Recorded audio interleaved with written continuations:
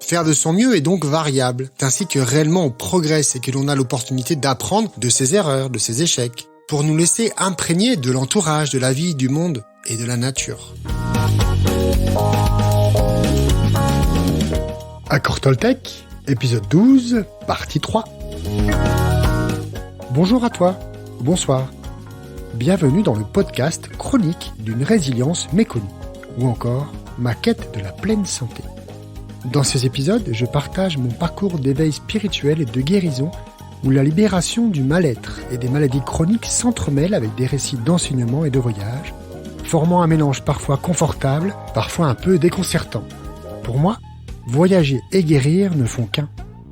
J'ai consacré de nombreuses années à la recherche et à l'expérimentation pour transformer ma vie et retrouver enfin ma pleine santé et ma liberté. Je n'ai pas la solution, mais j'ai découvert des chemins possibles, des raccourcis, des outils qui pourraient bien t'aider dans ta propre transformation. Je t'invite à écouter ces épisodes et à te laisser inspirer. À tout de suite, prends soin de toi. Salut. Alors celui-ci, je l'ai reçu comme héritage familial, encore plus que d'autres. Avec tout ce que cela implique d'avoir un exemple paternel, un père perfectionniste. J'ai donc très longtemps eu cette voix intérieure, souvent négative, « Tu peux mieux faire !» Si tu ne vas pas le faire parfaitement, ne le fais pas. Puis, la vie m'a montré un certain chemin, et quelque part m'a aussi forcé à faire autrement. Faire toujours de son mieux est très variable. C'est l'adjectif que j'ai ajouté bien tard en fait. Le mieux varie d'une journée à l'autre, d'un moment à l'autre, d'un instant à l'autre. Si tu as écouté plusieurs des épisodes, tu as pu déjà entendre à plusieurs reprises que j'exprime cette oscillation de la vie, du centre, du juste milieu, ou d'autres notions applicables au chemin de vie. Ce n'est jamais fixe. Faire de son mieux est donc variable. Et c'est tant mieux, car c'est ainsi que réellement on progresse et que l'on a l'opportunité d'apprendre de ses erreurs, de ses échecs, et de sortir de cette rigidité, souvent du mental, pour nous laisser imprégner de l'entourage, de la vie, du monde et de la nature. Faire de son mieux n'est pas en faire trop, ni d'être sur la réserve. C'est souvent pas l'idée qu'on en a.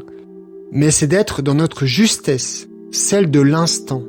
Cette variabilité comme justesse est connectée avec l'idée de vérité personnelle, d'interaction avec notre réalité et le réel, comme je le disais dans la partie 1.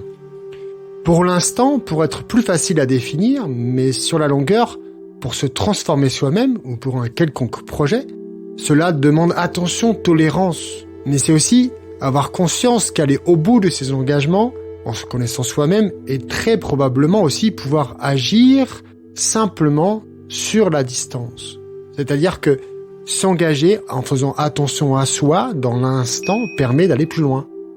Ça, pour ma part, j'ai eu beaucoup de mal pendant très longtemps. J'étais plutôt un sprinter qu'un coureur de fond, pour faire les analogies.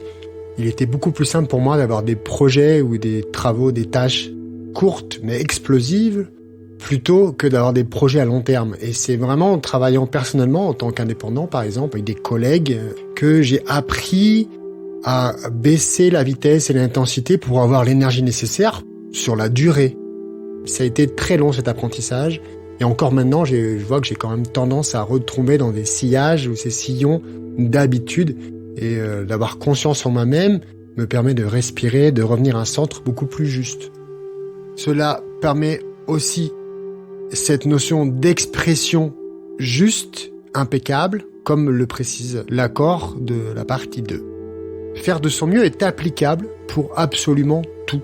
Au fait de ne pas faire de suppositions, au fait d'avoir une parole impeccable, au fait de vivre la conscience de soi, dans les aléas ou encore de se responsabiliser dans sa transformation personnelle.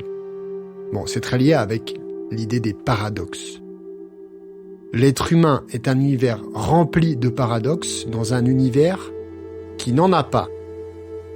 Nous ne sommes jamais tout le temps expressifs de la même manière dans nos mondes, dans le monde intérieur et dans le monde extérieur. Un jour fatigué, avec un rhume.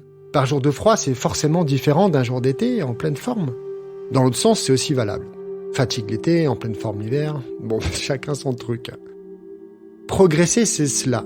Faire de son mieux, quelles que soient les circonstances, en étant attentif aux signes d'autocritique, comme je le disais dans la partie précédente, mais aussi aux jugements qui vont avec, qui sont des freins à cette progression.